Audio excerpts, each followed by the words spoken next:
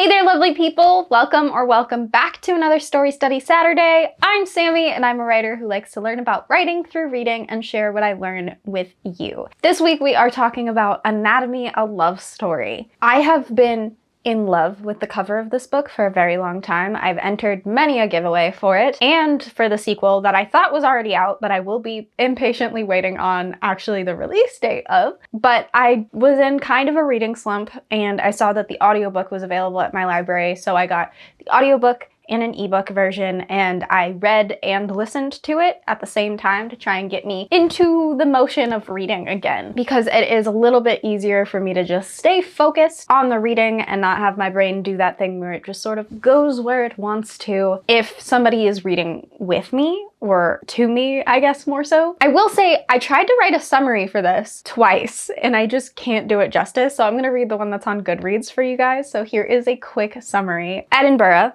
1817. Hazel Sinnott is a lady who wants to be a surgeon more than she wants to marry. Jack Kerr is a resurrection man who is just trying to survive in the city where it's too easy to die. When the two of them have a chance encounter outside of the Edinburgh Anatomist Society, Hazel thinks nothing of it at first. But after she gets kicked out of renowned surgeon Dr. Beecham's lectures for being the wrong gender, she realizes that her new acquaintance may be more helpful than she first thought. Because Hazel has made a deal with Mr. Beecham, if she can pass the medical examination on her own, the university will allow her to enroll. Without official lessons, though, Hazel will need more than just her books. She'll need bodies to study, corpses to dissect. Lucky that she's made an acquaintance of someone who digs them up for a living then. But Jack has his own problems. Strange men have been skulking around cemeteries. His friends are disappearing off the streets. Hazel and Jack work together to uncover the secrets buried not just in unmarked graves, but in the very heart of Edinburgh society. So, you have more information than I do, because I know at some point when I entered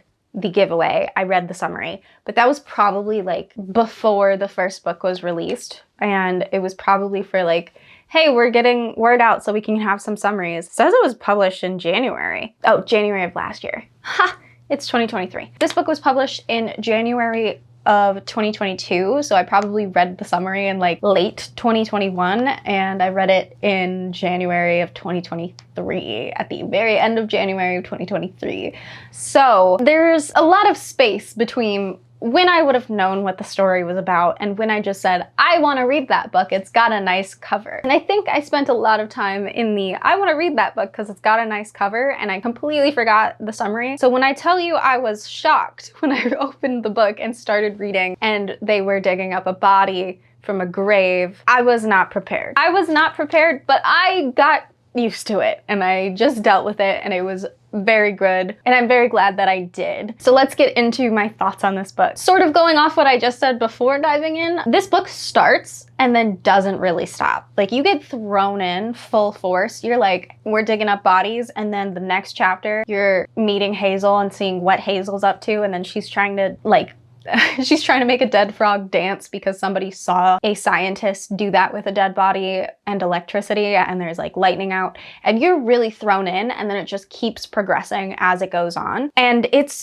done really well. The momentum keeps up, and it's worth you wanting to keep up with it. And I honestly think I could have read it faster if I was just in a better mental space for reading and not in a reading slump. I think I would have devoured this book, and I'm glad that I read it because I needed something that would take me out of a reading slump, and this did it. I also really like Hazel. Her character is just very confident in who she is and what she stands for and what she believes and who she wants to be, and she's very comfortable in her own skin. So much so that the people that are around her that are like, hey, this isn't what a lady does, that's not gonna work for you, they don't feel any confidence when they are telling her, like, please let this dream go. Because I didn't read the summary, I didn't see Hazel and Jack as the main characters when the story started. I didn't see them as people that were going to fall in love because I didn't read the summary. And I was like, okay, it's Anatomy, a love story. Who's about to fall in love? Because I'm not seeing it. And I think the way that they were introduced to each other was done really well because it was subtle. It wasn't like, these are the people who are gonna be falling in love. And I really enjoyed that. There's enough conflict separately that it could be someone else. Not knowing going into that, it was really fun to like navigate that little love triangle that was going on. And I really did enjoy that because of all of the stark contrasts between the two boys. I just really enjoyed how the way that they were introduced to each other. It was sort of like, there's no reason for these two to fall in love. This is a completely happenstance situation. That is mentioned in the summary, that it's a completely happenstance situation. Even though it says Anatomy, a Love Story is the title, it's not like a love story as much as it is a empowerment story for Hazel until you get way deeper into it. And I really like that. I think that's a really unique balance that you don't see very often in those stories that are like, yeah, this is clearly a love story. And I think that's part of why it's in the title, because it doesn't feel like it's a love story until it does. And I think that's really unique, and I really enjoyed that that happened. It was refreshing. Hazel is in a situation where she has a predetermined future, a future that has been planned for her because of her status in society. And that future that has been planned for her doesn't align with who she is and what she wants for herself. So the way that she reacts to the future that she knows has been planned for her, the future that she knows is coming for her at a certain point, it'll be coming for her constantly. She's got two different possible reactions to, which is either she's hopeful about her ability to change that fate, and she believes that she can change the fate, or she believes that she can convince the fate to converge with what she wants out of her life. Or she feels complete and utter hopelessness because she knows that these things are in the works for her. These things are on the way. I think that balance, that back and forth of how she feels about it is really real and justified and emotionally guided. And I think it adds a lot to Hazel's character, which I already liked. So I really enjoyed having that sense of both confidence and fear playing together. And a vague thing that I really enjoyed, there's a twist in the story that I absolutely know, having now currently knowing what the twist is, I definitely should have seen it coming, and I didn't see it coming. And because I didn't see it coming, I'm flabbergasted by it. And because I didn't see it coming, even though I know that I should have, even though I know that every single thing that happened leading up to the twist led up to the twist, it didn't come out of nowhere. It was very set up. I adore it. Great. Really, really well done. Mad at myself about it, not mad at the book about it. So what do I think could be improved about this story? Some of the aspects of mystery in the story felt forced, rather than that they were coming from a place of curiosity and gathering clues. It was more like, hey, we're gonna tell you the full description of this space that you're in, but we're gonna leave one little detail, and it's going to be kind of fuzzy, and you're not gonna really know all of the details about it, and that's gonna be part of the mystery. And I didn't really like that because that felt kind of lazy, but at the same time, the way that it was done fit into the story. I just wish that it was done differently for myself. I also had a really hard time following the ages of the characters, which could just be a cultural difference and like lack of knowledge of the background on my part, because I'm not a big history person and this takes place in 1817. I just wasn't super acquainted with how old they were. It was said at some point, but then things happened and I was like, they're how old? How old are they? Why is this? How old are they? And it was both that they felt like they were doing things that people older than them would be doing and people that were younger than them would be doing. So I was in this weird balance of like, how old are these kids? What are we doing? And I will say there were a few moments that Hazel lost her charm, and I really liked her. I really liked her as a character, but she went from being Hazel, super confident in who she is, full of wonder, curiosity, knowledge, and excitement for her future or fear of her future, to a YA leading lady, where it's like, I fully believe in myself and we can do this because I know that we can.